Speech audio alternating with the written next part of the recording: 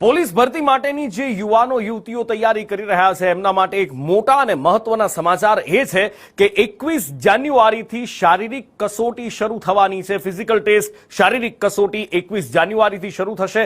LRD અને પીએસઆઈની શારીરિક કસોટીની તારીખો આ જાહેર કરવામાં આવી છે। 13,591 જગ્યાઓ માટે આ શારીરિક કસોટી લેવામાં આવશે। વધુ માહિતી સાથે ફોનલાઈન પર સહયોગી સંવાદદાતા હિરેન રાવલ જોડાયા છે। જી હિરેન। પોલીસ ભરતી બોર્ડ દ્વારા ચાલુ વર્ષે જે એલઆરડી અને પીએસઆઈની ભરતી માટેની પ્રક્રિયા શરૂ કરવામાં આવી છે। એમાં શારીરિક કસોટી જે સૌથી પહેલા લેવાય છે એની તારીખ જાહેર કરવામાં આવી છે। 21 જાન્યુઆરી 2026 થી આ શારીરિક કસોટી છે એ શરૂ થશે। રાજ્યમાં અલગ અલગ 15 કરતા વધુ જે પોલીસ પરેડ ગ્રાઉન્ડ આવેલા છે એ ગ્રાઉન્ડમાં આ શારીરિક કસોટી લેવામાં આવશે।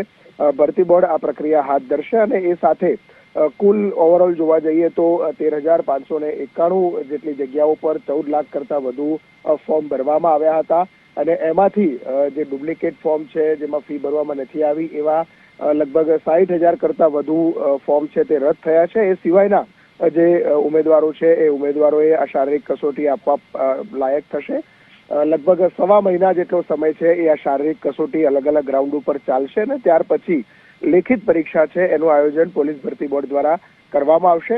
21 જાન્યુઆરી 2026 થી અલગ અલગ ભરતી બોર્ડ ઉપર અલગ અલગ મેદાન ઉપર આ શારીરિક કસોટી છે એ શરૂ થશે।